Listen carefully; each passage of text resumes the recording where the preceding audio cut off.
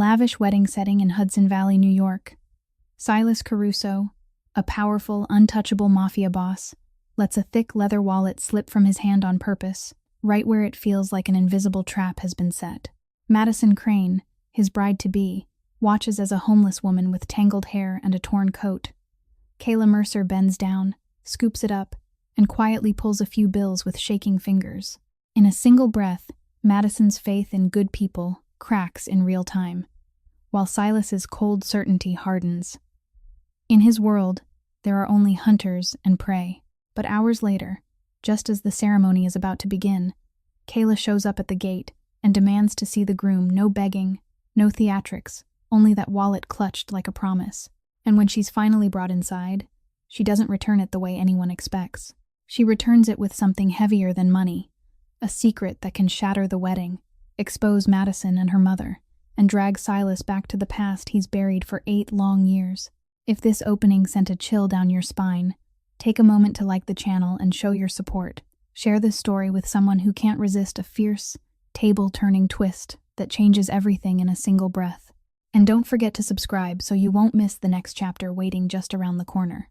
Grant didn't lead Kayla through the main hall. Instead, he took her around to a side entrance behind the garden, where rows of white tents blocked the guests' view. The jazz band's music still drifted from a distance, loud enough to drown out the sound of their shoes on the damp stone. He signaled for the 2 bodyguards to fall back, his voice low and final, telling them no one was allowed to film, and no one was allowed to follow. Kayla walked slowly, but she didn't lower her head. Her old, frayed coat fluttered lightly in the wind, and her hand clenched her wallet, as if it weren't an object at all. But the last proof of her dignity, she didn't look at Grant. She didn't ask whether Silas truly wanted to see her. She said only one short sentence, that she wouldn't repeat this a second time. The service room door shut behind them, sealing out the laughter and chatter outside as if the world had been muted. The room was small. It smelled of new wood, and the sweetness of wedding flowers still lingered in the air, a contrast so sharp it almost hurt against the way Kayla looked. Grant set a laptop on the table, his eyes never leaving her for even a second. When Silas stepped in, no one announced him. The door opened with almost no sound. He was still in his flawless wedding suit, tie perfectly set, his face cold as a winter lake.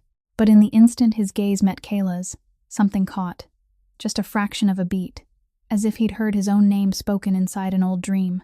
Kayla didn't move closer. She didn't step back. She placed his wallet on the table, then reached into her own frayed coat to pull out a tiny memory card she had kept hidden like a last line of defense. Her voice was rough, but it didn't shake, as she said he'd been deceived. Not an accusation, not a plea, just a truth, spoken the way an obvious thing is spoken. Silas didn't ask what he'd been deceived about. He looked at the memory card, then at her, as if weighing the past against the present. Grant understood the signal. He plugged the card into the laptop, not turning the screen toward them, letting only the sound play. The room fell into a silence so thick it felt like pressure before the recording came through. At first there was only rustling, the soft clink of glass against glass, and then a familiar woman's voice rose, smooth and carefully calculated. It was Patricia. There was no image, but every syllable was so clear it couldn't be mistaken. She said it would be enough if he believed she had betrayed him. A small laugh followed, not loud, but sharp as a blade sliding over skin. Silas didn't blink. His fingers tightened into a light fist on the table, yet his face showed nothing. Kayla waited. In her mind, she'd prepared for every possible outcome. She thought he would explode, that he would accuse her of making it up, that he would order her thrown out of this place before she could even catch her breath. She was used to not being believed, but Silas didn't do any of that. He turned to Grant and told him to lock the door. No one was to come in until he was finished speaking. His voice was deep and steady, the way it was when he signed a major contract. Grant nodded and stepped out to confirm it, leaving the 2 of them in the narrow room while the recording kept playing. Patricia added a few more scattered lines about keeping everything neat, about how to make someone disappear from the picture without leaving a single stain on her own hands. Kayla didn't look at Silas anymore. She stared at the floor, where their shadows stretched long beneath the yellow light. She hadn't come back for revenge. She'd come back because she couldn't let him walk into a marriage built on the same kind of lie as before. The recording ended with the sentence no one in that room could pretend they hadn't heard. The recording echoed her chilling strategy. to weave a web of lies so tight that Silas would have no choice but to doubt Kayla's loyalty.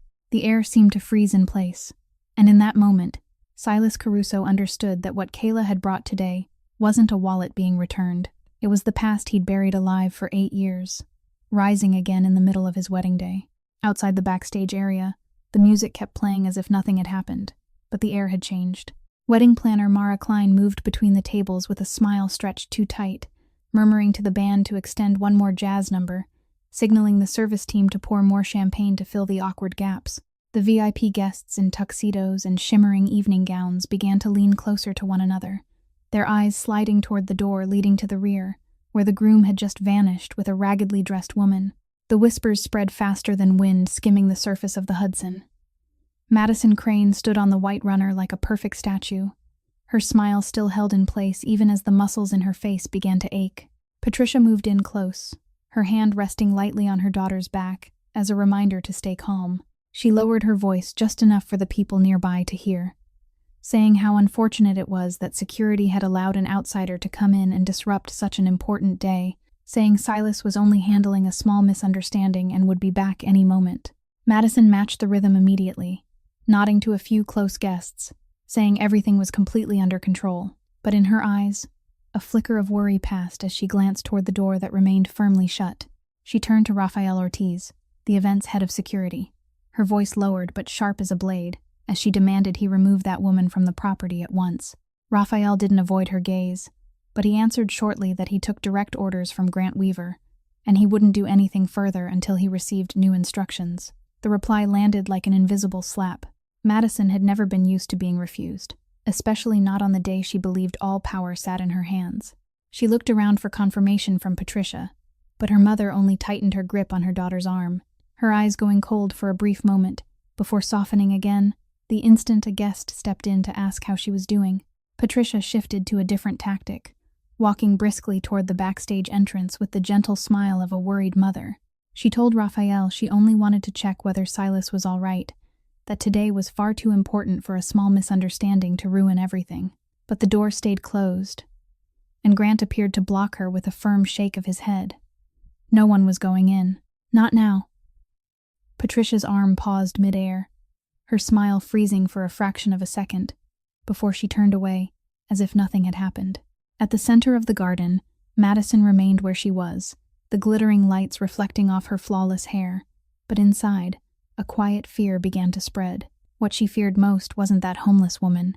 What she feared was that Silas hadn't sent her a single message, hadn't offered a single reassuring signal, hadn't let her know what was happening. Throughout their relationship, she had always believed she could read him, could steer him with perfectly timed whispers. But now, that door was a wall between her and the power she thought she held. The murmurs began to turn into sharper questions, and Madison had to raise her voice, laugh louder, insist the groom was only handling a minor legal issue. Patricia returned to stand beside her daughter, whispering that she should hold her posture, that once Silas stepped out, everything would slide back into place. But even she wasn't sure she believed it. Time moved with a suffocating slowness. Then, at last, the door to the closed room behind the garden opened. The music seemed to miss a beat. Grant stepped out first, his gaze sweeping over the crowd. And behind him, Silas Caruso appeared, no longer the groom about to speak his vows, but the cold man who controlled an entire empire. His face held not a trace of hesitation. His eyes didn't search for Madison first. They swept across the whole garden as if he were assessing a chessboard. And in that moment, Madison understood she wasn't the one pulling the strings anymore. Silas walked along the white runner back toward the outdoor ceremony, as if everything were still exactly where it belonged. But only the people who looked closely could tell the atmosphere around him had shifted. He didn't hurry, and he didn't glance at Madison to reassure her. He stopped precisely where he was meant to, facing the priest and the floral altar, while wind moved through the rows of guests and made the ribbons tremble, tight as plucked strings. Mara Klein stepped in at once, whispering that they could continue, that the important guests needed a clean ending, that everything would be fine if both sides said the right few lines from the script. The priest tried to keep his voice warm, offered a small smile, and suggested they return to the ritual, as if what had just happened were nothing more than a technical glitch. Madison seized that opening on instinct, like someone used to living in front of cameras. She adjusted her skirt, lifted her chin, and turned toward Silas with eyes made to shimmer in exactly the right way. When the priest repeated the crucial question, Madison answered immediately, clear and loud enough for even the last row to hear. "I do." The two words fell like a stamp on a contract she believed had been signed long ago. A few guests exhaled in relief, a few scattered claps rose, and then died the moment they realized Silas still hadn't spoken. He didn't look at the priest. He didn't look at Madison. He didn't look at the crowd. He stared straight ahead, as if he were seeing through this lavish scene to something only he could understand. The silence stretched by one beat, then another. There were no more small laughs, no more clinking glasses. Even the band lost the rhythm. The garden was so wide, and yet so quiet. People could hear their own hearts thudding in their chests. Madison began to squeeze her bouquet so hard the thin petals bent under the pressure, but she kept smiling, the mask she wasn't allowed to let fall. Patricia stood below, her hand already half raised, as if ready to intervene if Silas said the wrong thing. The priest cleared his throat, about to repeat the question again, but Silas cut him off with a voice that was low, short, and cold, more in order than an answer. "No, I don't." The words weren't loud, but they dropped onto the ceremony like something heavy, shattering everything layer by layer. Madison went still, eyes wide as if she couldn't believe what she'd just heard. Patricia jerked upright, stepping up half a stair, her voice catching in shock before turning sharp as she demanded to know what he thought he was doing. The priest froze too, forcing a rescuing smile and saying perhaps the groom was under stress, that they could take a few minutes to breathe. But Silas didn't give anyone permission to soften the story. He turned slowly toward the crowd, his gaze sweeping in a circle as if freezing every whisper in place, and then he said, final and unmistakable, that the wedding ended here. No break, no private conversation to smooth it over, no script to save it. A wave of commotion rose. Phones lifted higher. Guests began to stand out of curiosity. A few murmured that this should be handled in a room, not in public. Madison clung to her last thread of hope. She tried to step forward and take Silas's hand, tried to whisper that they could talk in private, that he couldn't do this in front of all these people. But Silas pulled his hand back without violence, only with the same finality he used to close a door. He didn't explain, because explanation was permission. He only flicked a glance toward Grant Weaver by the technical area and signaled with a very small nod. The crowd assumed it meant the press would be escorted out, or that everything would be smothered into silence. But the large screen that had been waiting to play the bride and groom's love story slideshow went dark for a beat, then lit up with a different interface. A faint crackle came through the speakers, like a fracture opening in the middle of all this luxury. Madison whipped around, the blood draining from her face, because the first frame that appeared wasn't one of her wedding photos. It was an old video, yellowed light, and an angle that looked like security camera footage. And in that frame, the clearest figure was Madison herself, younger, different in the face, with a smile that hadn't yet been painted to look innocent. The screen outside the ceremony trembled slightly, then shifted to old footage, and the moment Madison's face appeared in the washed-out security camera light, Silas's memory was yanked 8 years back, to an autumn in New York, when Kayla Mercer was still a young woman living on class schedules, work shifts, and a quiet kind of pride. Back then, Kayla was 20 years old, her hands always carrying the scent of coffee from the part-time job she worked at a cafe near campus, living in a small dorm room, taping reminder notes to the wall to keep herself steady, because her scholarship wasn't luck, it was responsibility. She didn't have time for luxury, and she didn't have the habit of asking anyone for anything. She paid for her books herself, mended her old coat herself, and kept her back straight when people looked at her as if she were only a name on a list of the ones who were being helped. Silas Caruso, at that time, wasn't yet a name that made a room fall silent, but he was already a man on his way up, moving through private meetings and short phone calls, through a world where power was measured in information and loyalty. He didn't show off how dangerous he was. It lived in the way he watched, the way he never said more than he needed, and the way he always knew who was lying before the person even finished the story. He met Kayla at a school fundraiser, where donors came to take photos and put their names on a corner of a wall.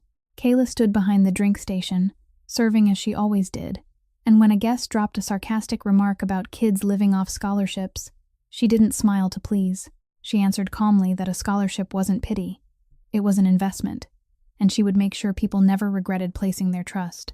Silas heard that, and in a rare moment when he wanted to know more about someone who had nothing to do with his interests, he walked over. They started with short conversations that stretched into evenings, when he drove her back to the dorm in an unmarked car, unflashy, and she always stopped at the gate because she didn't want anyone saying she was being kept by someone. Kayla had boundaries, and Silas respected them in the way of a man accustomed to respecting rules. No matter who set them, he still treated them as limits that had to be held. That was what softened Kayla. She didn't know how deep his world ran, only that beside him, she didn't feel like she had to prove her worth. And Silas, for the first time in years, felt there was a place where he didn't need armor. Then Madison Crane appeared like perfumed wind. She was an intern at a media company tied to the school events. Beautiful, friendly, skilled at making closeness feel effortless. Madison approached Kayla the easiest way, by handing her a cup of coffee, praising her for working hard, saying she admired independent women. Kayla was cautious at first, but Madison was polished enough not to make her feel pitied. Madison called Kayla her friend, introduced her to a few people, and Kayla began to feel, for the first time, that she was finally allowed to stand somewhere people looked at her as normal. Meanwhile, Patricia Crane, Madison's mother, didn't meet Kayla often, but she did meet Silas at private parties where people discussed reputation the way they discussed stock prices. Patricia saw it at once, that Silas's weakness wasn't money or power, it was his fear of betrayal, the fear of someone who had watched too many loyalties get sold for something small. She didn't need to break Silas with violence. She only needed to make him break himself. The trap was built with cold precision. One evening near finals, Kayla received a message from Madison saying there were important study group materials, and asking Kayla to bring them to the apartment of an acquaintance near campus. Kayla arrived in a rush, in a thin coat, her hair still damp from drizzle. The door opened. The room was darker than it should have been, and before Kayla could understand what was happening, there were hurried footsteps in the hallway. The click of a lock, fragmented voices arranged as if someone wanted them to be heard. Silas appeared in the doorway, his face pulled tight as wire. He saw Kayla in a scene that was just ambiguous enough, just wrong enough, for his mind to fill in the rest with his deepest fear. No crude details were needed, only an image placed in the wrong frame, and a sentence set in advance. Madison stood behind him, performing shock, one hand over her mouth as she let out a line that cut like a blade, saying she had tried to stop it but she hadn't been fast enough. Kayla stumbled through an explanation, but in Silas's eyes at that moment, the only thing left was collapse. He didn't shout. He said only one sentence, so cold it raised gooseflesh, that she was never to speak his name again, and then he turned away as if cutting off a part of his own body. Kayla ran after him into the hallway, her heart slamming out of rhythm, but the elevator doors closed in her face. And that same night, everything in Kayla's life was shoved off its axis. The dorm received an anonymous call of accusation. Her room was searched. Whispers spread like fire. She was told to leave temporarily for verification. And as she panicked and gathered her things, her phone disappeared. Her wallet disappeared too. Her student card, her documents, the little money she'd saved, all of it lifted from her bag in a moment she didn't even register. Kayla rushed outside looking for help, knocked on classmates' doors, begged to borrow a phone, but doors closed faster than her explanation could form. People looked at her with eyes full of curiosity and fear of being dragged in. Kayla stood in front of the dorm with one small bag, cold wind lashing her face, the streetlights thin and yellow, and for the first time in her life, she understood what it felt like to be turned into a story no one needed the truth for. She looked up at the sky, her breath turning into a pale thread that vanished in the air, her hands shaking not from the cold, but from humiliation. Then she tightened her grip on the bag strap, bit her lip until it hurt, and in silence, she swore she would survive. She would not disappear. She would not let anyone decide who she was. That image was like a cut that dragged Silas back to the present, where the screen still glowed in the wedding garden, and he stood motionless, his eyes reddening for 1 second, but not a single tear falling. The video kept playing, and the wedding garden, beautiful as a painting, suddenly became a courtroom with no warning, where every stare was a gavel coming down on someone's honor. On the screen, a younger Madison stood in a hallway lit with pale yellow light, her shoulders lifting with a laugh she would never dare reveal in today's ceremony. It wasn't a loud laugh, but it was enough for anyone to see. It wasn't innocent. It was the laugh of someone who was certain she'd already won. Then the audio layered in, and Patricia's voice slid through the space like a cold thread. She talked about turning Kayla into a story no one would believe, about how if you planted enough doubt, the truth would suffocate on its own, about how a poor girl without a powerful family would be crushed by whispers before she ever got the chance to open her mouth. The words didn't need to be violent, but every one of them carried the cruelty of someone practiced at manipulating public opinion. The crowd began to murmur out loud now. It wasn't whispering anymore. Someone raised a hand to cover their mouth. Someone took a step back as if afraid of being splashed by mud. Madison stood beneath the screen, her face drained white, but her instincts still clung to the last strand. She let out a dry laugh, turned to the guests, and said that these days anyone could be set up, that videos could be fabricated, that this was a filthy deepfake scheme meant for blackmail. She pointed sharply toward the backstage area, as if Kayla were standing there with her hand out for money, and her voice shook with anger tangled up in fear. Patricia backed her immediately, raising her voice with the offended dignity of an upper-class woman being insulted. She said they would sue, that the Crane family's honor couldn't be trampled by a stranger, that this was nothing but a cheap stunt aimed at Silas. The guests, who were used to scandals wrapped in pretty packaging, looked at one another, because this wasn't gossip anymore. This was something unfolding on a screen right in front of them. Silas didn't argue with Madison. He didn't spar with Patricia. He stood still, his face like stone, his eyes dark as a moonless night. His silence wasn't confusion. It was contempt, the kind that didn't consider their defense worthy of debate. He tilted his head only slightly toward Grant, and Grant stepped forward like a man who'd had everything ready before the wedding even began. Grant didn't raise his voice. He didn't perform. He opened a thin file, set it on the technical table, and said clearly that this video had an accompanying data chain, that the recording time, the recording device, and the storage location could all be verified. He pointed to a secondary screen displaying technical information, explained briefly that this was original data, bearing a timestamp and an authentication code from the camera system, something that couldn't simply appear out of a face-swapping program. He read out the name of a real witness, a person who had once overseen the building's security infrastructure, who had signed off that the footage had been extracted through the proper procedure. The crowd shifted from noise to shock, because this wasn't emotional storytelling. It was the language of the law. Madison opened her mouth to cut in, but her breath failed her. Patricia tried to smile thinly, but the corner of her mouth twitched, and right then, a car pulled up near the gate, and a man in a dark jacket walked in with a colleague, his stride calm but unmistakably authoritative. Grant leaned aside to make room. Officer Jordan Price appeared, showed his identification, and said, plainly, that his office had received information related to organized false reporting, evidence manipulation, and defamation. He didn't arrest anyone on the spot. He didn't turn the wedding into a violent scene. But what he said was enough for everyone to understand. The story had moved into a different level.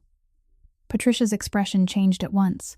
She stepped forward with a social smile, her voice soft as velvet, saying there must be a misunderstanding, that she was willing to cooperate, that matters like this were often exaggerated. She turned to Silas, speaking in the tone of someone accustomed to standing beside power and believing she could bargain with it. She told him he should think about reputation, think about relationships, think about arrangements that didn't have to be dragged into the light. It was a threat wrapped in politeness, a reminder that everyone had something to lose. Silas looked straight at her, and this time he spoke, not loudly, but clearly enough for every person to hear each syllable. You just ended yourself. 4 words, but they landed like a period at the end of an entire life of scheming. Patricia froze, anger flashing in her eyes, but she still tried to keep the shell intact. Madison couldn't hold it anymore.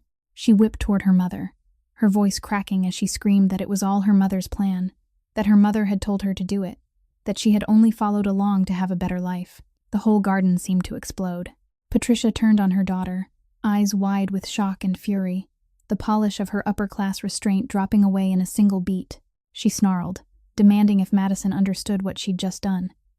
And in that moment, in front of hundreds of guests, in front of cameras catching every expression, Patricia Crane lost control completely, revealing the true face of someone who had always believed everyone else was just a piece on the board. In the moment, the Crane mother and daughter began tearing into each other in the middle of the ceremony. The whole garden turned into a hot pan, where every gaze needed a face to pour itself into, and that face was Kayla's. Phones lifted higher, whispers turned into blunt commentary. Some people looked at her with pity, some with curiosity, and some the way they looked at an event they'd retell at the next party. Kayla stood at the edge of the backstage area, close enough to catch Patricia's last words, far enough not to be dragged into the center. She could feel it. That familiar sensation of being placed on a table, examined under a bright light, turned into someone else's story. She'd spent years living in invisibility, and cruelly, when the truth finally flared on, it shone straight at her like a cold headlight. She hadn't come here for applause. She hadn't come to watch Madison be humiliated. She'd come because she couldn't stand a lie being stamped one more time. Now the lie had been ripped open, but the price was that she had become the target of attention, the thing she hated more than hunger. Kayla stepped back, then another step, slipping into the narrow passage between equipment cases and the row of decorative backdrops. She moved softly, like someone afraid of breaking something fragile, not an object, but her own right to retreat. No one stopped her, because everyone was watching Madison cry. Patricia snarl, Officer Price speak with Grant, and Silas remain like a wall in the middle of the garden. Kayla slipped through a side door, and cold air rushed at her collar at once, carrying the smell of wet grass and the lake. She didn't run, but her steps began to quicken, as if she slowed for even a second, someone would call her name and drag her back onto the stage. In her mind, an old sentence echoed, one that had followed her through years of wandering. Don't stand under other people's eyes for too long, because they'll start rewriting you the way they want. Kayla left the wedding area, following the stone path toward the staff parking lot, where the light was sparse and there were no decorative cameras. She didn't know where she would go next. She only knew she had to get out before her truth was turned into entertainment. Meanwhile, at the center of the garden, Silas heard the noise as if it were being pushed farther and farther away, because in his head there was only one question left: where Kayla was. He turned back toward the backstage area, searching with his eyes between the white backdrops and the narrow walkways. Grant turned with him, reflexive, like a man who had been trained to protect his boss from every threat. But Kayla was no longer there. Silas moved faster, and for the first time that day, he showed an urgency that didn't belong to power. He called her name, not loudly, but loud enough for Grant to hear. No one answered. Grant bent over the table where Kayla had placed the memory card and saw a small piece of paper, folded neatly, like something she had meant to leave behind so she wouldn't have to face him directly. He opened it and read, then handed it to Silas. Just one short sentence, the handwriting slightly shaky but steady in its intent. Don't save me out of guilt. Silas stared at those words, and something inside him felt like it had been punched straight through. He was used to giving orders, used to control, used to bending entire systems to his will. But what he felt now wasn't strategic anger, and it wasn't calculation about how to contain a scandal. It was panic, deeply human, deeply personal. The kind you feel when you blink and realize the one thing you want to hold on to is slipping out of your hands. He lifted his head, his eyes darkening, his voice dropping into steel. Find her. Don't scare her. Silas didn't look for Kayla loudly. There was no showy motorcade, no people running around asking questions in front of the world. He only left the Hudson Valley when the sky had turned gray, sitting in the back seat of an ordinary, unmarked car, his coat pulled high, his eyes fixed through the window as if he were chasing something he couldn't afford to lose again. Grant sat in front, saying little, only taking the occasional call and answering in short phrases. Kayla didn't have a home to return to, no family to search for, but she had a survivor's habits, and those habits led her to places with warm light and a simple meal. By nightfall, they stopped at a food distribution point near the city, where a small church opened its doors for unhoused people to shelter during the cold season. Pale yellow light spilled from the windows onto the sidewalk. The smell of hot soup and bread drifted into the air. Silas stood outside for a moment, watching as if he needed to make sure he wasn't bringing the shadow of power into a place where people only wanted to be left in peace. He saw Kayla at the end of the line, holding a plastic tray, her hair still messy, her coat still old, but her back straighter than it had been when she disappeared. She didn't talk much. She only nodded her thanks to the person serving food, then sat in a quieter corner. For a moment, Silas wanted to walk straight to her, take her by the shoulder the way a man does with something he believes belongs to him. But he stopped. He remembered the note she'd left. Don't save me out of guilt. He went in, not letting bodyguards crowd close, only Grant staying a few steps away so there was no pressure. Kayla looked up when she felt someone standing in front of her. Her eyes didn't widen in surprise. They cooled slightly, like someone who had already guessed he would find her. She set her spoon down, looked him up and down, then glanced toward the door, as if checking whether anyone was watching them. Silas didn't sit right away. He stood there and said, in a low voice, that he only wanted to talk. Kayla let out a small, humorless laugh and asked why he was here, to hand over money to compensate for the years she'd lost, or to buy her silence before the press caught the scent of scandal. Grant shifted, but Silas signaled him to stay quiet. He didn't pull out a wallet. He didn't pull out a check. He didn't drop cash on the table as a way to end the story. He looked around the room, saw people eating in silence, saw exhausted eyes, and said this wasn't the place for a spectacle. He asked Kayla to step outside and talk for a few minutes. Kayla hesitated, then stood and followed him into the hallway, where cold air slipped through the cracks of the door. There was no music, no wedding flowers, only the low hum of an old heater. Silas began with one blunt sentence, that he had been wrong. Kayla didn't accept that apology. She asked where he'd been wrong, in believing other people, or in abandoning her. Silas went quiet for a beat, then said he'd been wrong because he had chosen what was easier than the truth. She looked at him, eyes dark as frozen water, and said the truth hadn't saved her from winter, hadn't saved her from nights when she slept afraid of being robbed, hadn't saved her from the feeling of disappearing from the world. Silas didn't argue. He only gave Grant a look, and Grant took out a thin envelope and placed it in Kayla's hand as if it were something that wasn't allowed to fall. Inside were temporary papers, so she could have her identity back, a medical appointment card, the number of an independent attorney, and the address of a small apartment leased under the name of an intermediary company, not tied to media or any photo shoot. Silas spoke slowly, saying she would have a place with a lock, with privacy, and most of all, with the right to refuse him at any time. No one had the right to enter that apartment unless she allowed it. Kayla looked at the papers, then at him, and the suspicion in her rose like a survival reflex. She asked what he planned to turn her into, a redemption symbol for a mafia boss, or a prop to restore his image. Silas said he didn't need public relations, and if anyone dared use her name for that, they'd be removed from the game. Kayla cut in at once, laying out her boundaries like building a wall. No interviews, no standing in front of cameras, no appearing like his trophy, and no other wedding meant to patch up someone's honor. She didn't want to be displayed again in any form. Silas nodded, without bargaining. He said one sentence that sounded like his rawest truth, that he wasn't good at asking for forgiveness. He was good at making things right. Kayla studied him for a long time, as if searching for something in those cold eyes beyond guilt and obsession. Then she asked, her voice quieter but sharper, the kind of question that made the air stop moving. Do you love me? Or do you just want the obsession to end? Kayla's question hung in the cold hallway like a taut wire, and Silas hadn't even had time to answer when Grant's phone began vibrating nonstop, like a storm alarm. Grant glanced at the screen, his expression shifting, then handed the phone to Silas. The news was already moving faster than any explanation. In just a few hours, entertainment pages and tabloid blogs had flooded their feeds with sensational headlines about a homeless woman crashing the wedding of the century, about a mafia boss being blackmailed right at the altar, about a model bride humiliated by a cheap con. The story had been twisted into something easy to swallow, where Kayla was no longer the person carrying the truth, but a predator who knew exactly how to strike at a powerful man's weakness. Edited clips appeared as if someone had been waiting with them ready. Dramatic music layered in, cuts timed to the precise moments Madison cried and Patricia raged so they could be framed as victims, while Kayla showed up only in a few blurred, zoomed-in frames with scrolling captions claiming she had pulled money from a wallet and come back demanding more.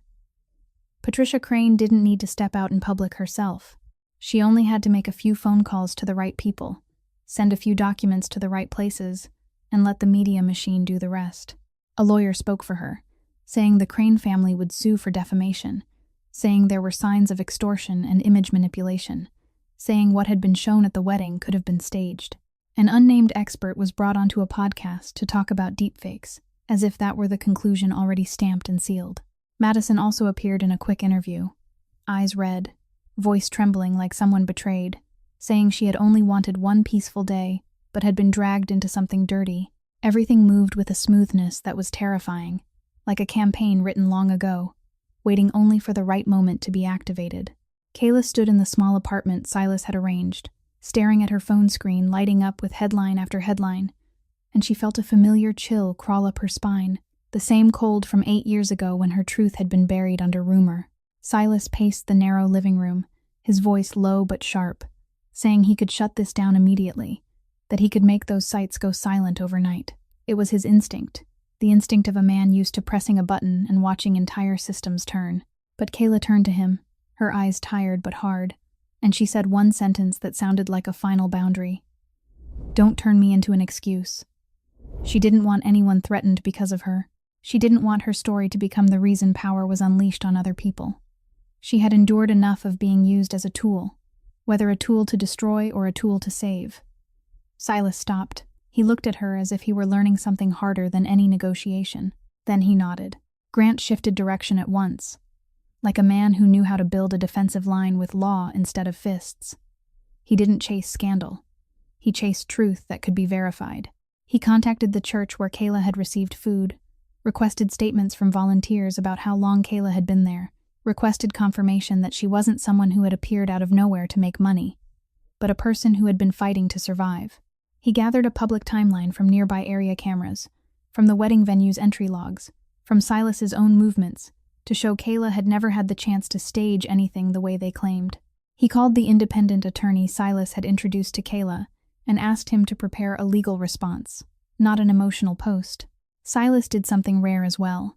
He ordered his people to stop all impulsive moves. No one was to contact the media directly. No one was to apply pressure.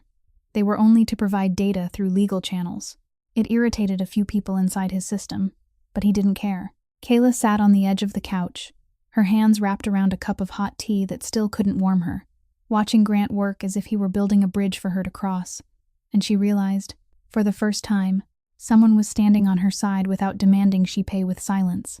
But Patricia's campaign didn't stop at articles. It wanted Kayla to retreat on her own. Kayla's phone buzzed with a message from an unknown number with no name. Just one short line, no emoji, no trace. "Leave him, or the past will come back." Kayla stared at the words, her heart squeezing tight, because the sender knew exactly how to hit the place where she hid her deepest fear. And in that moment, she understood this fight hadn't ended at the altar at all. It had only just begun. The threatening message from an unknown number didn't leave Kayla's mind just because the screen went dark.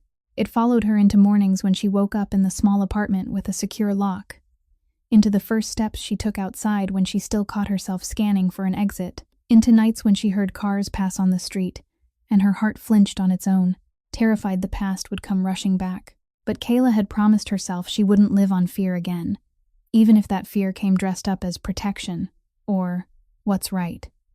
She started with the smallest things, the things no one could do for her. She went to see a therapist the attorney recommended, not to recite tragedy like a story built for clicks, but to learn how to breathe when memory suddenly tightened around her throat. In a quiet room that smelled of chamomile tea, she spoke about winters spent sleeping at bus stations, about being called every name except her real one, about how every time someone asked who she was, she wanted to answer with silence because she was afraid the truth would be laughed at. The therapist didn't promise healing in a day. She only taught Kayla how to separate herself from shame, like lifting a dirty coat off skin. Kayla also went looking for work on her own. She didn't ask Silas to make a call. She didn't want anyone to hire her as a favor. She chose a modest job at a used bookstore, where the owner only needed someone who could organize shelves, dust, and smile at customers. On interview day, Kayla wore a simple blouse she'd bought at a thrift shop, her hair tied back neatly, a small note in her hand with answers she'd practiced in the mirror. When the owner asked her name, Kayla felt her throat go dry. For 8 years, she had grown used to being called by drifting labels. That girl, the homeless woman, the wedding crasher, as if she didn't have the right to own a whole name. She took a deep breath, planted both feet on the floor, and said each word clearly, without lowering her head, without apologizing. "My name is Kayla Mercer." The sentence seemed small, but it was like a key turning open a door inside her. The owner only nodded, wrote it down, and asked if she could start next week. Kayla walked out of the bookstore with her hands trembling slightly, not from cold, but because for the first time, she felt she had taken back something that belonged to her. She also enrolled in classes again. Not at a big school, only an evening course at a community center to rebuild her knowledge and recover her academic rhythm. She filled out the forms herself, read every line herself, chose dates and times that worked, as if she were rebuilding her life brick by small brick. Through all of it, Silas never stood right beside her. He didn't appear as a hero in her line of sight. Sometimes Kayla only noticed an ordinary car parked far down the street when she got off work.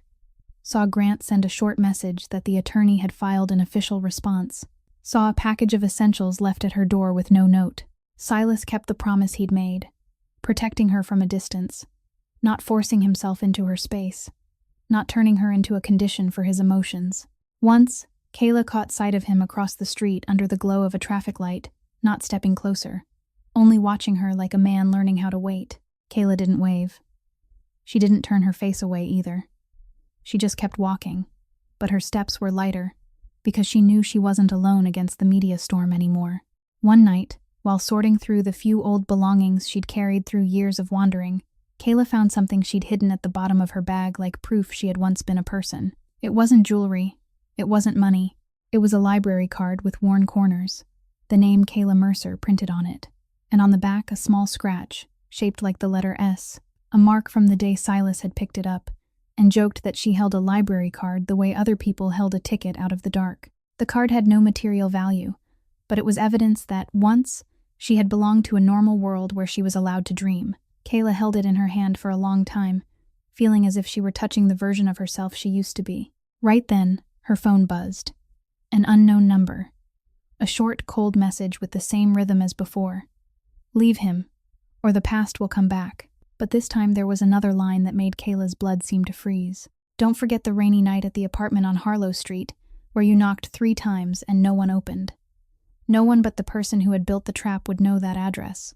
Kayla stared at the screen, her breath catching, and she understood the person behind this didn't only want to scare her. They wanted to remind her they had been watching for a long time, long enough to know details she thought only she carried. The message that mentioned the rainy night at the apartment on Harlow Street kept Kayla from sleeping, and by morning, she decided she wasn't going to hide anymore. She didn't call Grant first. She didn't text the attorney, because a question that had dragged on for too long needed to be answered with bare truth, without intermediaries, and without the cover of strategy.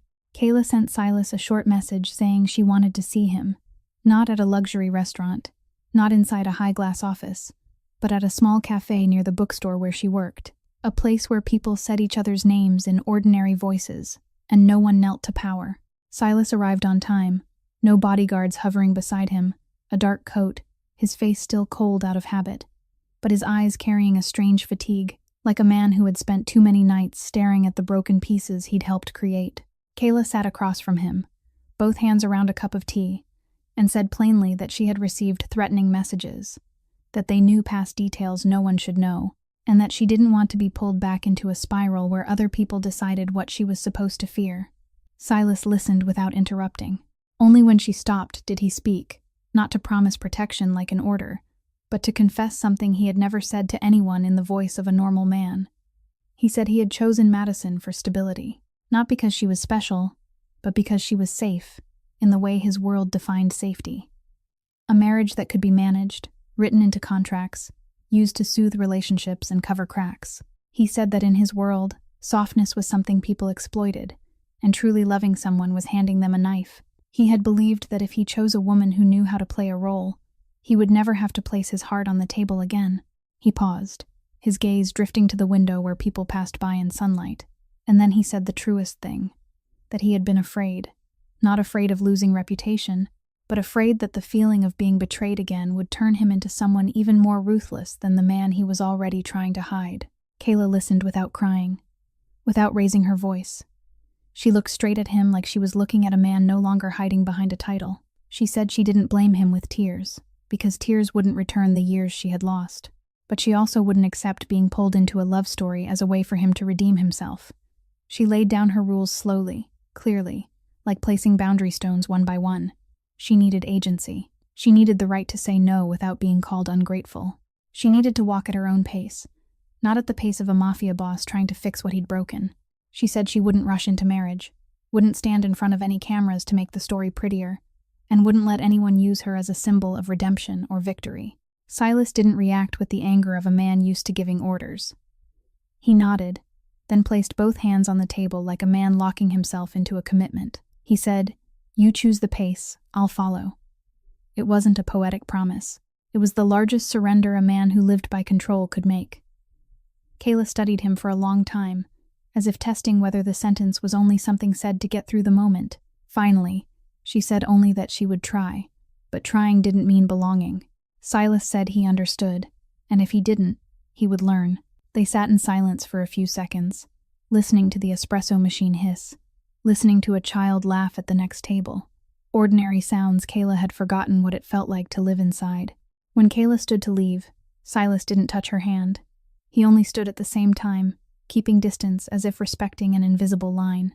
And the instant she stepped outside, Silas's phone vibrated. Grant was calling, his voice low but urgent.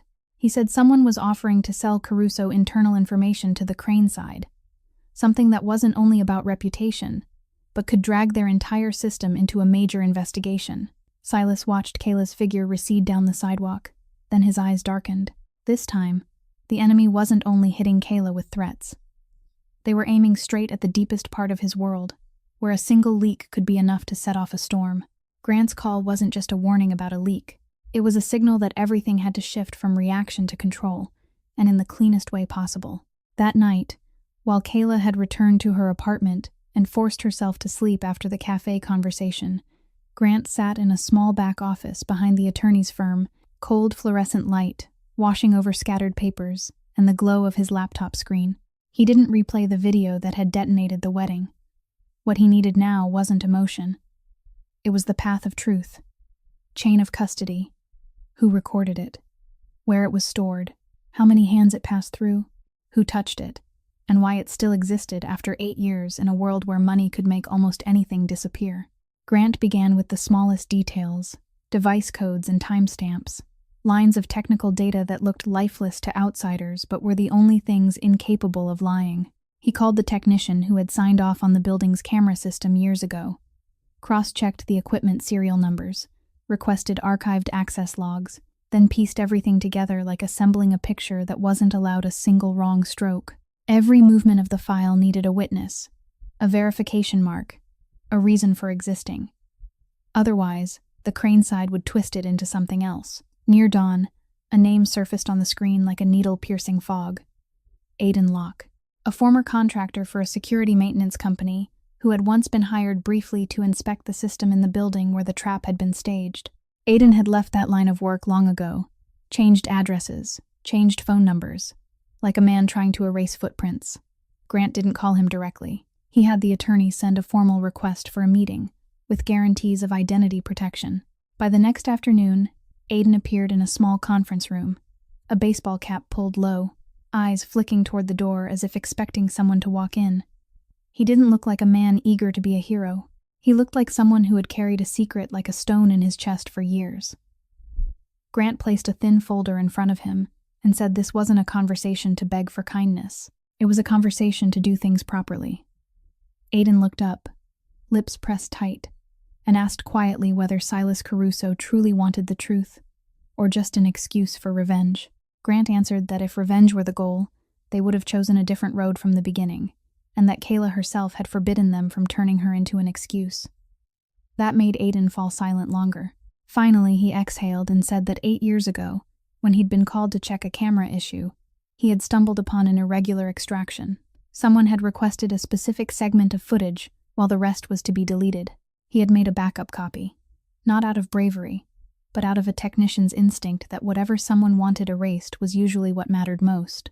But that same evening he received a call from a woman claiming to represent the Crane family. Her tone had been polite, but threaded with threat. She asked what he had seen, and reminded him that careers could vanish quickly if someone misunderstood things.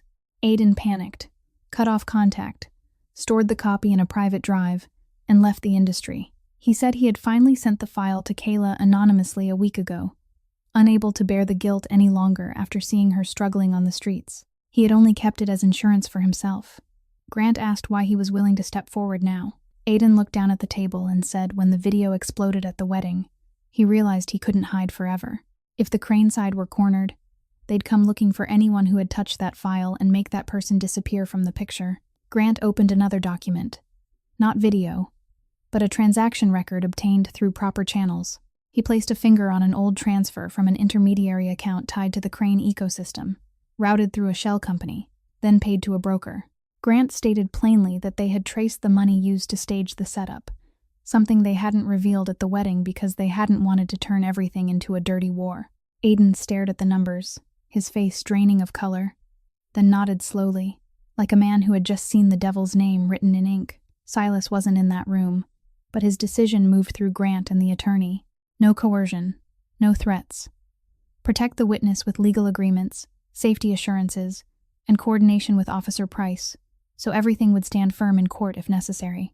That was the modern form of power wielded by a mafia boss who understood that what destroyed people fastest wasn't a gun, but paperwork done correctly and evidence that couldn't be bent. As Aiden rose to leave, he paused at the door, turned back, and said in a voice rough with the weight of a decision finally made, "It wasn't just one incident. This is Patricia's pattern." Aiden Locke wasn't the kind of witness who stepped forward because conscience suddenly flared to life. He stepped forward because he was afraid, and because for the first time he believed that if he didn't speak, he would be swallowed along with the secret.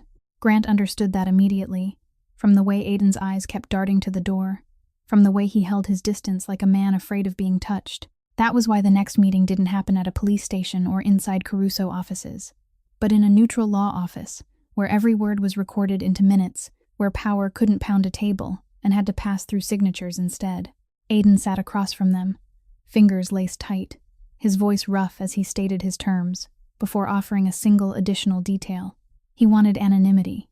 He wanted a witness protection agreement. He wanted to be sure he wouldn't be turned into a sacrificial object in a war between wealthy people. He also wanted something that sounded more selfish, that his professional record wouldn't be completely destroyed, that when this was over he could still apply for work without being stamped as a traitor. Grant didn't show contempt.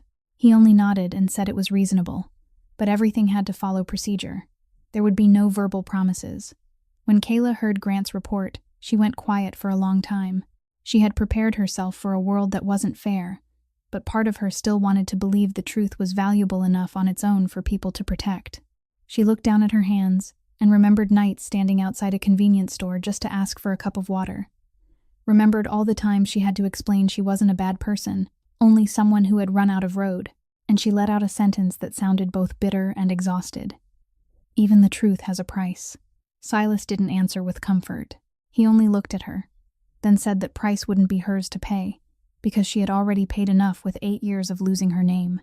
He turned to Grant and ordered every agreement to be clean, tight, strong enough that the other side couldn't reach the witness through lawyer games. Grant agreed, but he also knew something more dangerous was forming. When a witness has conditions, someone else will try to buy those conditions. And Madison Crane, even while being swarmed by scandal, still had the one thing she was best at: buying time with money and fear.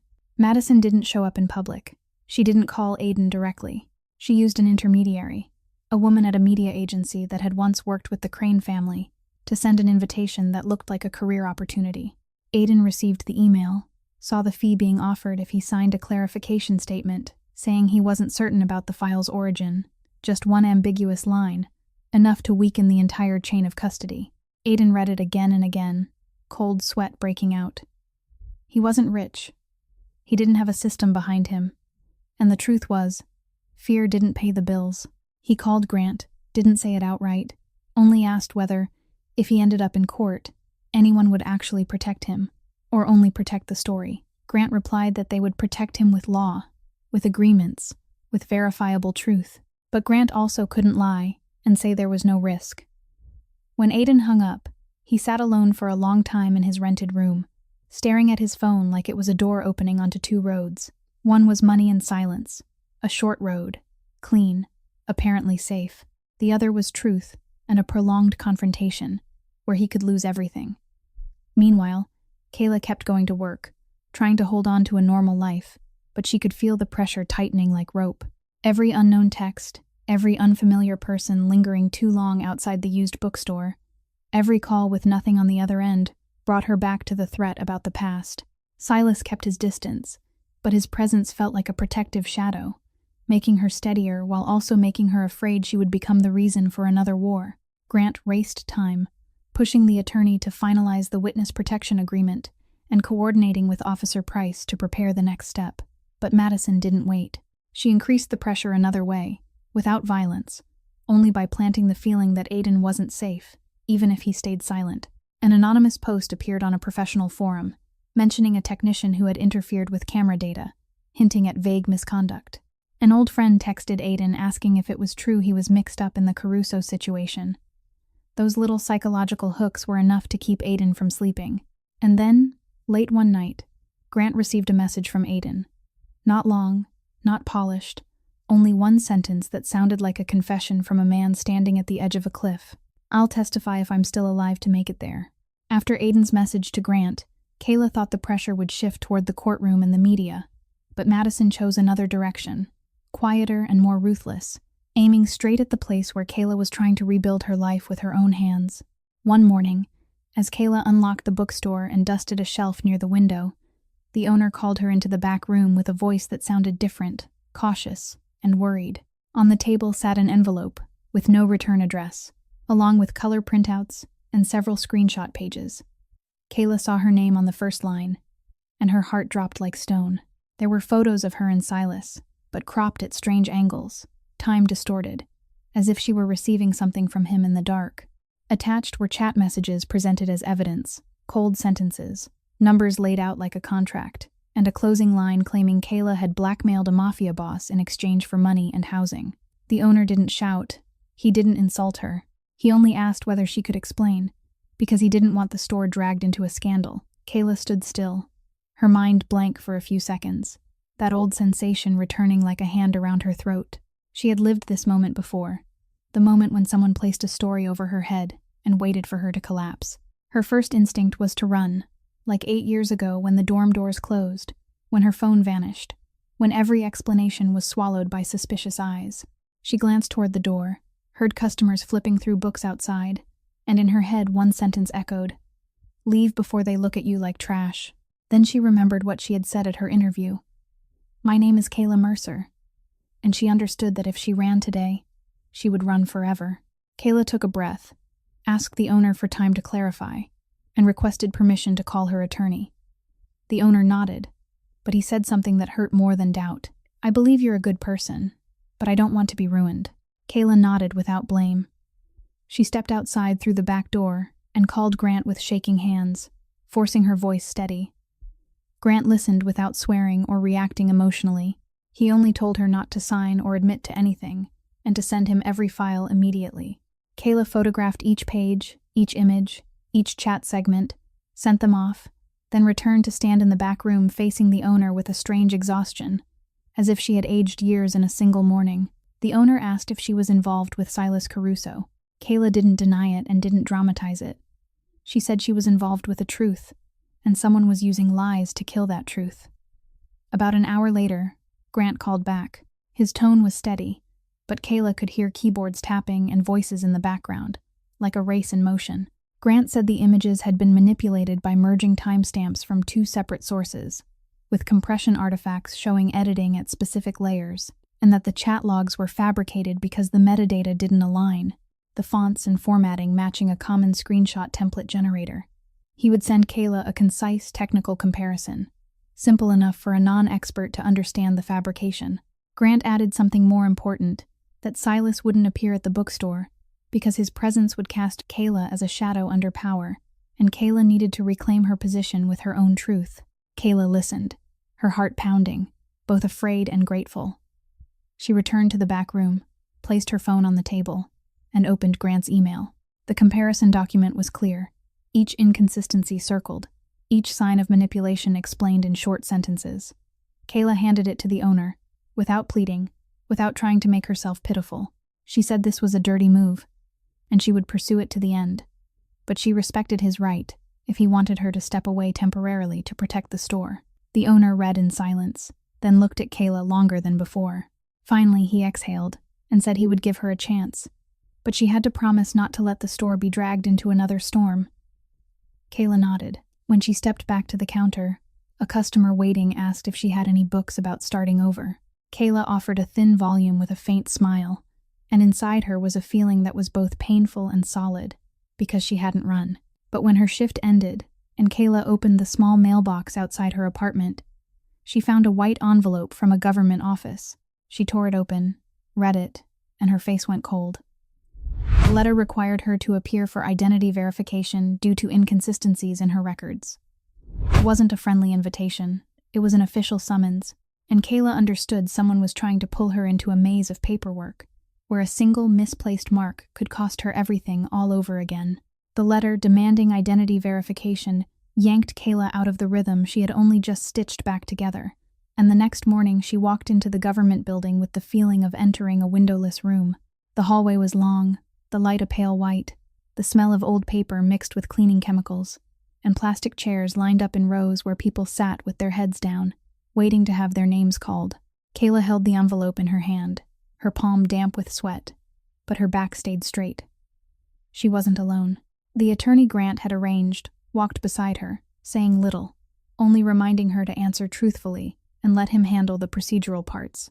Kayla hated the feeling that she needed a representative to be treated decently, but she also knew this was a paperwork game where one wrong sentence could turn her into a liar on record. When it was her turn, a staff member led her into a small room with pale gray walls, one table and 2 chairs, a recorder set neatly in the corner like a cold eye.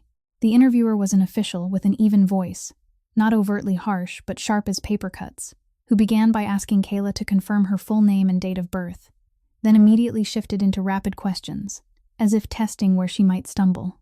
Why she had lost her documents, why she hadn't reported it immediately, why there was a gap of many years with no fixed address, why there were entries in her file listing an address she said she had never lived at, why the timeline didn't match between her statement and administrative records. Kayla heard each question like a hammer against a wall, not because she was guilty, but because she had lived long enough to know poor people were often questioned as if they had to prove they deserved to exist. She felt humiliation, not because of the questions themselves, but because memory was being dragged out of hiding and laid on the table beneath cold light. For a moment she wanted to cry, wanted to say she had slept at bus stations, had lost her phone in the night with no one to call, had knocked on doors begging for help only to be looked at like trouble. But she knew that if she sobbed, they would write in the record that she was agitated. If she got angry, they would write that she was uncooperative. Kayla took a breath, placed both hands on her thighs to keep them from shaking, and answered slowly and clearly, like someone sewing truth back together with strong thread.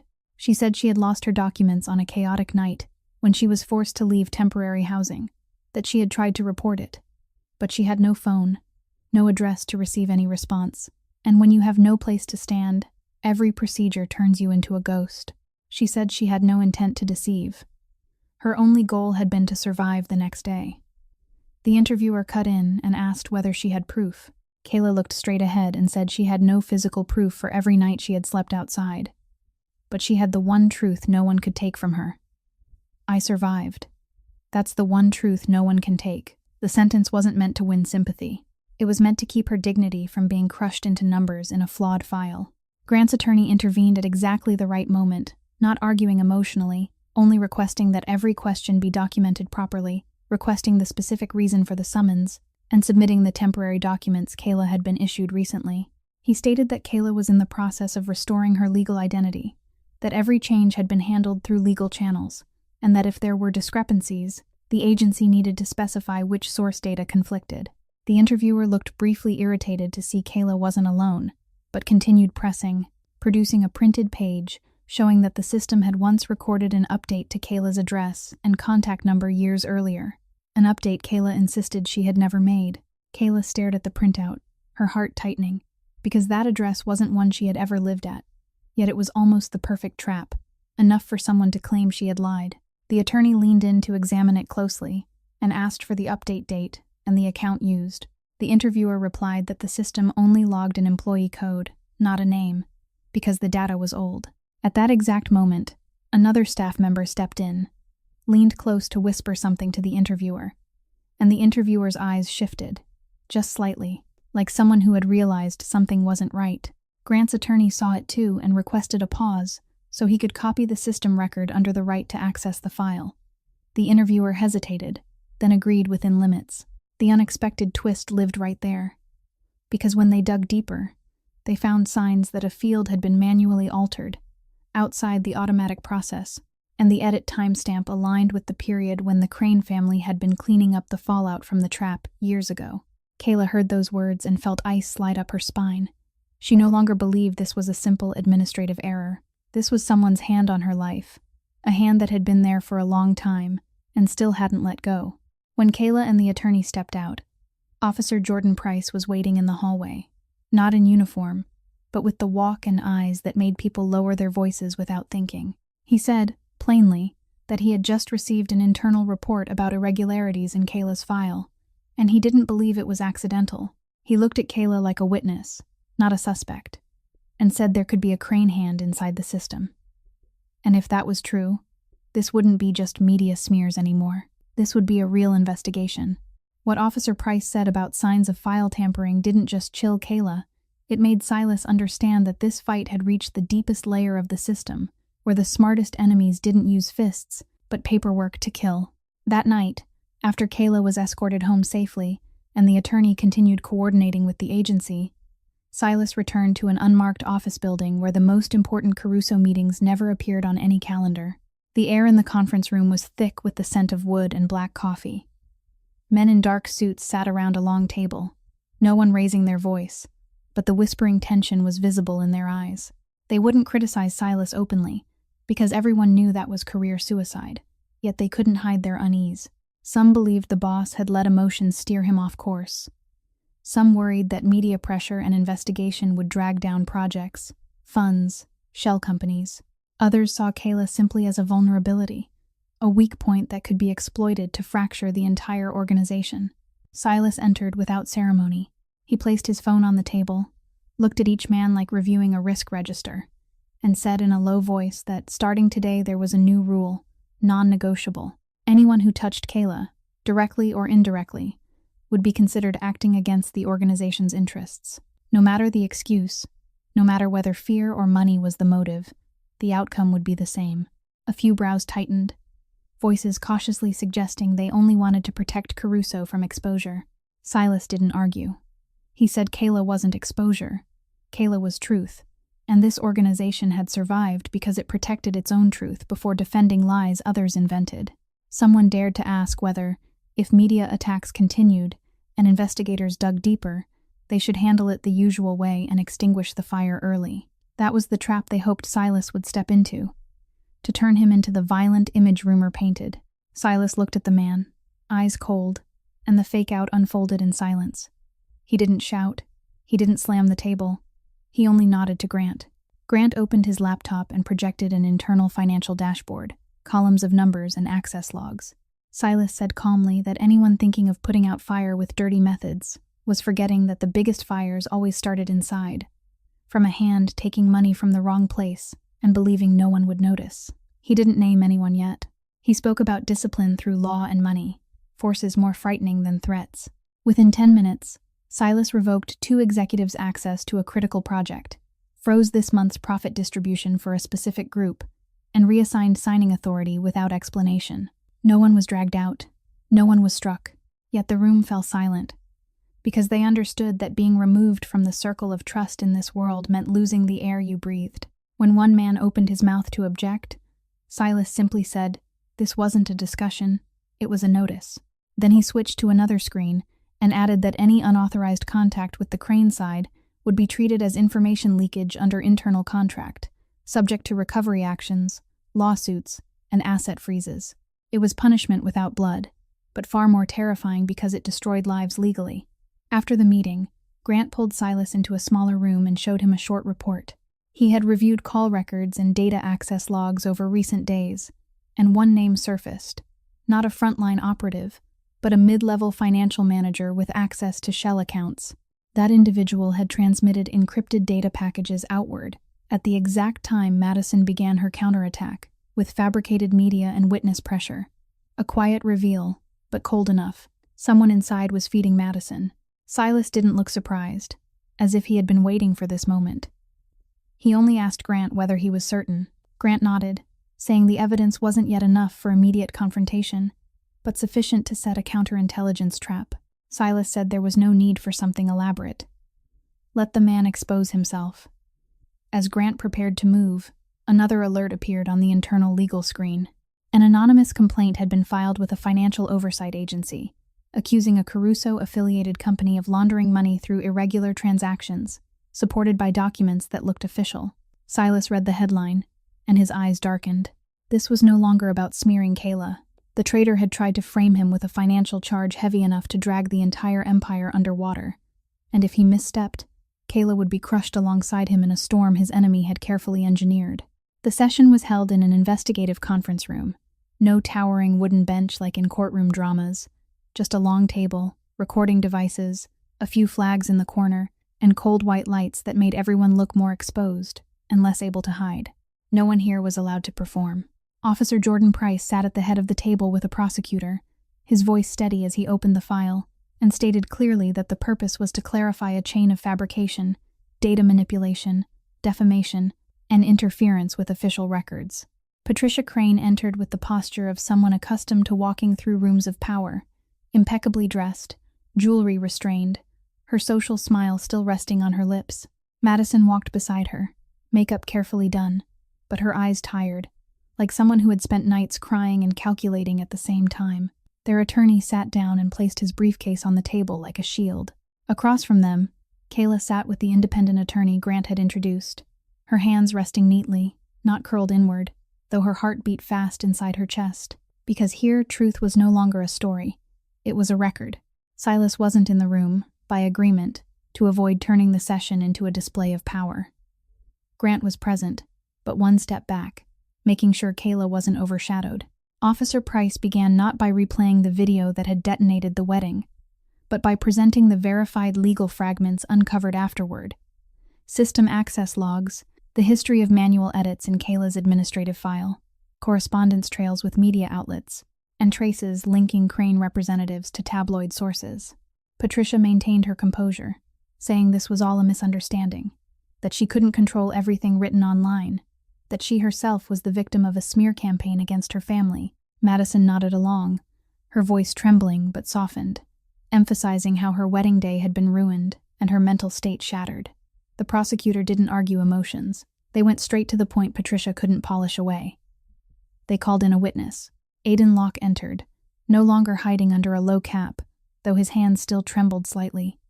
He had been granted appropriate protection, and that steadied him. He didn't retell the entire history. This session didn't need drama. It needed 2 new sentences to seal the exit. Aidan looked at the record and stated that he confirmed a transfer of funds from an intermediary account linked to the Crane ecosystem, routed through a shell company, and paid to a broker to stage the setup and facilitate the intentional extraction of camera footage. Then he added one more line, naming the intermediary as an individual who had worked for the media agency managed by Madison, the same person who contacted him after the wedding to suggest signing a vague clarification statement. The sentences weren't long, but they struck like nails driven into wood. Madison half rose from her chair, her voice rising sharply, accusing him of lying, claiming he had been bought. Her attorney immediately objected, but Officer Price instructed them to maintain order. Patricia turned toward Madison, her eyes icing over, though she still forced a thin smile, saying Madison was emotional. Then, the unexpected twist shattered the frame.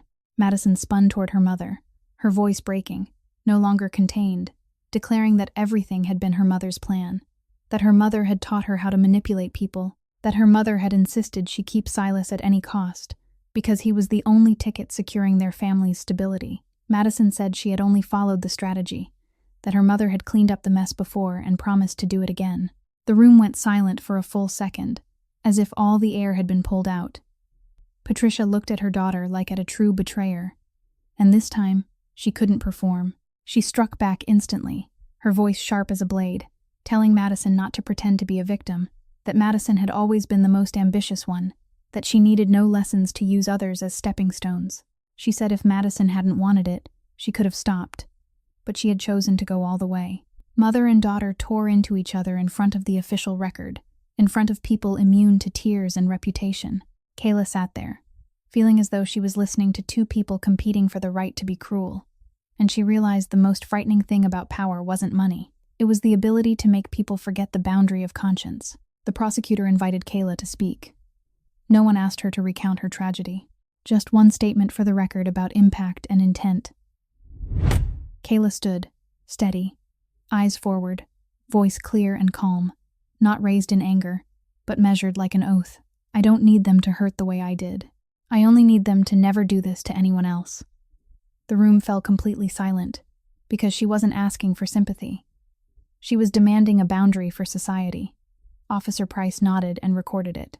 The session closed with notice of continued investigation into organized data interference and defamation charges. As people rose, Madison leaned toward her attorney and whispered something Kayla couldn't hear, but Grant read it instantly from the shift in the lawyer's face.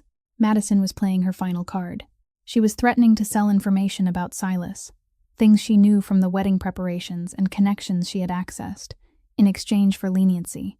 And Grant understood that if Madison followed through, the battle would spill from a conference room into an entire city, dragging Kayla and Silas into a storm far larger than the one they had already survived.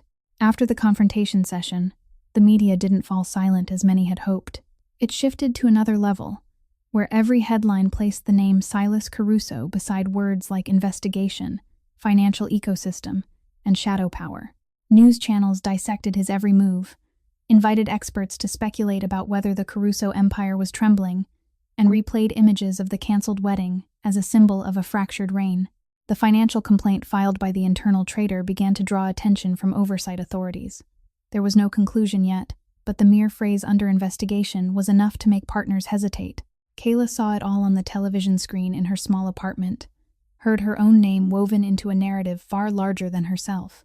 She began to feel like the starting point of the storm, even though reason told her that wrongdoing didn't begin with her existence, but with other people's choices. Yet the feeling of being a burden isn't something reason easily erases.